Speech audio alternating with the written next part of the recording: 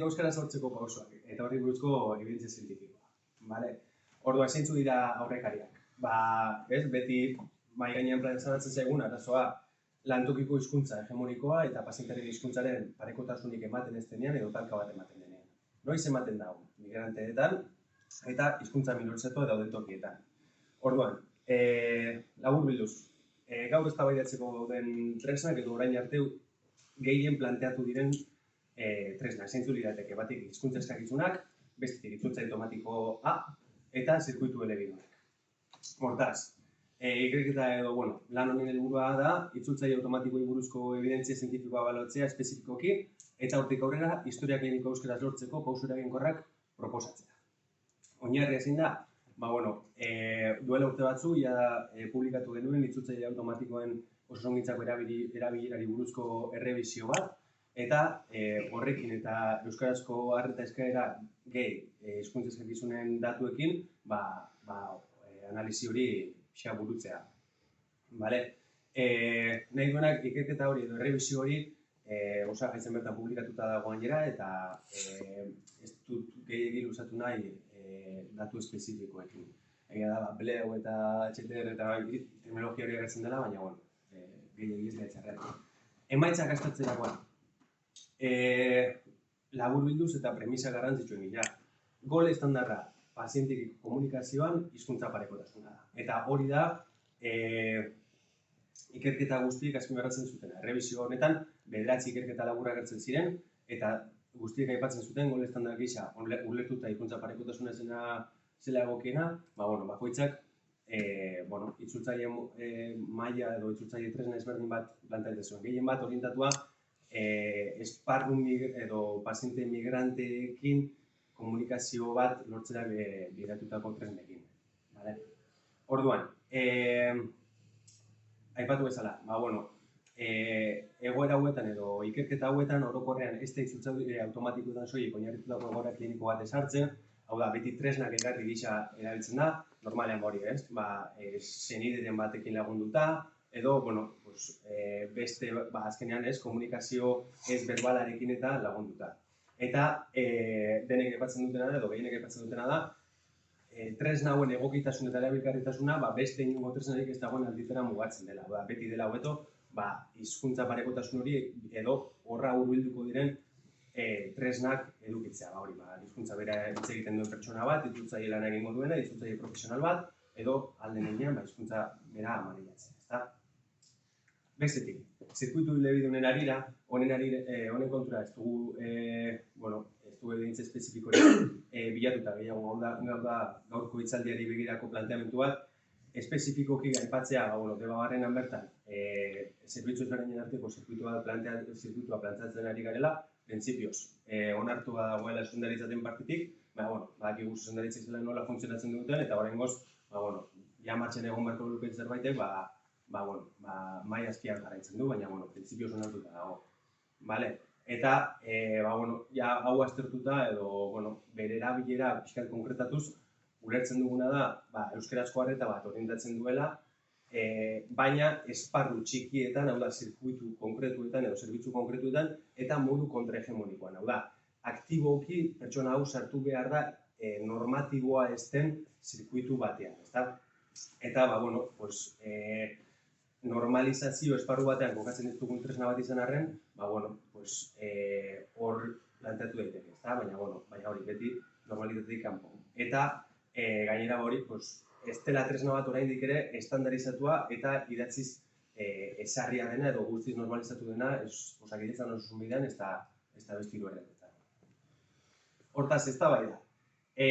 Itzultzaile automatikoen kontura, esan dezakegu istandar edo golde estandar horretatik kanpo kokatzen dela, bai gaitasun kulturalen arira eta bai segurtasun kulturalen arira, eta azken aukera litzatekeela hizkuntza mugak dauden kasuetan. Hizkuntza eskakizunak baita egun ez dute bermatzen, ez da historia kliniko euskaraz, ez da arreta euskaraz, hizkuntza eskakizunak gaur egun dauden gizan ulertuta, gaur egungo mailan, eta hizkuntza eskakizunen areagotze edo unibertsalizazio hori litzatekeela berme bakarra bi pauso horiek edo bi egitura horiek euskalduntzeko, ezta? Eta bitarte horretan, zirkuitu elebidunak alternatiba izan daitezkeen arren, oraindik ere implementazio fase batean daude. Ondorioz, espezifikoki baita itzultzaile automatikoei begira osasun arretan, ez dutela inondik inora eraginkortasunik, zehaztasunik eta egokitasunik erakutsi, eta beste puntu horrek, ezta? Ez dutela ziurtatu pazientearen segurtasuna seguru ongo denik edo kolokan jarriko ez denik, oda itzultzaile horrek akatsen bat eginez gero nork asumitzen duen ardura juridiko hori edo dena delakoa, ez dute arreta euskaraz emango denik bermatzen, ez dute pazientekiko arreta honetan gol estandarra hori betetzen laguntzen, hau da, tresnak gehigarri bat litzateke, eta baita, ez dute historia kliniko euskaraz lantzen duten profesionalen ongizatea defendatzen. Orduan, hemendik aurrera zer? Hiru puntu hauek pixka landuta, hemendik aurrera zer?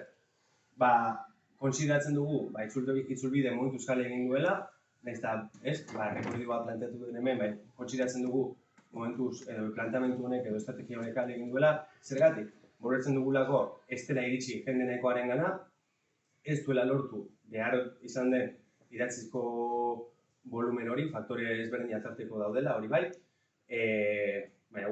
arrazoi nagusi gisa ulertzen dugu, azkenean aipatu dena, ez dugulako euskaraz idazten, eta ohitura hori ez daukagulako, ezta? Ez du langile euskaldunen kontratazioa bultzatzen edo erazten, eta ez dituelako pazientien eskubideak ziurtatzen, ezta? Bai, aipatutako gol estandarra, segurtasuna, pazientearen informazio datu eskubidea bere hizkuntzatan egotea, evidentzia zientifikoan ez dugula oinarritu bere implementazioa, eta hizkuntza eskubideen betetzea ere ez duelako ziurtatzen.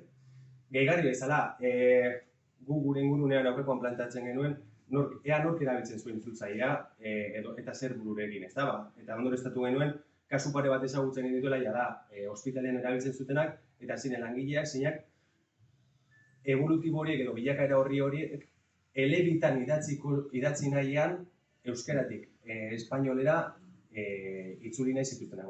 Euskarazko evolutibo bat hartu, edo prestatuta eduki, itzultzaile erabili, eta behin bi hizkuntzatan edukita, bi hizkuntzatan igotzen zituztenak globalera. Hau da, jada ez da tresna bat langile elebakarek edo euskaraz ez dakiten langileek euskaraz interpretatu alizateko erabiliko duten tresna bat. Ez da profilaxiaren profilaxia euskaldunok erabili behar duten tresna bat hori itzultzeko hormai gainean. Orduan, jarraitzeko barkatu, hemendik aurrera zer. Aipatu duguna, denok ulertzen dugu, hizkuntza eskakizunen unibertsalizazioa dela, hau ziurtatzeari begira, edo beldur hori kentzari begira, gauzurik importanteenetakoa, baina momentuz ulertzen duguna ez dela emango, eta bitartean, zirkuitu elebidunak, epe laburrean euskarazko arretan nahi duten paziente horiek, euskaraz hartatu izateko erraminta edo tresna egoki izan daitezkela, eta guretzako ere euskaraz idazten hasteko eta euskarazan egiteko eta konfiantza hartzeko tresna baliagarri bat izan daitezkela. Baina, bi puntu hauek aparte hartuta, bi puntu hauetatik gaindi, gehien edo garrantzi gehien emango genioken puntualitzateke langileen ahalduntzea. Hau da, euskaraz idaztearen fase hori edo euskaraz konfiantzarekin idaztearen fase hori ez da egun batetik bestera ematen, ez da ikastaro batekin hasten, hau volumena sortzea da, egitearekin ikasten da, eta gaizki idazten ikasten da. Eta hori horrela da, eta nik ere bilakaera horri batzuk edo txosten batzuk idazten ditut, askotan, temporaratik edo dena dut, gauza batzuk, igual akronimo batzuk espainolez idazten ditut, edo inglesez, edo dena delakoa, edo hitz batzuk gaizki botatzen ditut. Baina, praktikarekin eta desobedientzia ariketa txiki horiekin konfiantza hartzen zoaz eta hori da pixka ulertzen dugun bidea benetan euskarazko arreta hori emateko. Ez titulu individualen eta hori da askotan nik uste egiten dugun akatsa, baizik eta kolektiboki eta desobedientzia ariketa kolektibo gisa. Ez da beti hau zein idatziz eta euskara hutxean. Hortaz, zuei hemen osasun langile gisa gonbidapena luzatzea, hau zein idatziz, euskarazko arreta eskaintzea gaixo euskaldun guztiei, eta denon artean ondo antolatuta eta ondo saretuta, eta inori baimenik eskatu beharrik izango gara. Hori, bukatzeko, eta igual bizkortxo janez, baina, bueno. Aipatzea, aintzatetik Euskal Herrian euskarazekin batera, eskaera bat luzatzen diogula egun EHUri eta Osakidetzak espezifikoki, baina, orokorrean hegoaldeko administrazio guztiei, osasungintza euskaldutzeari begira, 8 puntu konkretuekin. 4 horiek esku horri bateko laburpena dira, QR-a daukazue bertan, eta aurretik aipatutakoa, tresna edo neurri horien artean, euskaraz ahoz idatziz arreta eskaintzekoa, eta hori da pixkat gizarte eragile ezberdinekin batera, edo herri mugimenduarekin batera, interpelazio fase bat ere martxan jartzea, eta gure baitan ere harremantze eta egituraketa fase bat planteatzeari begira. Labur berriz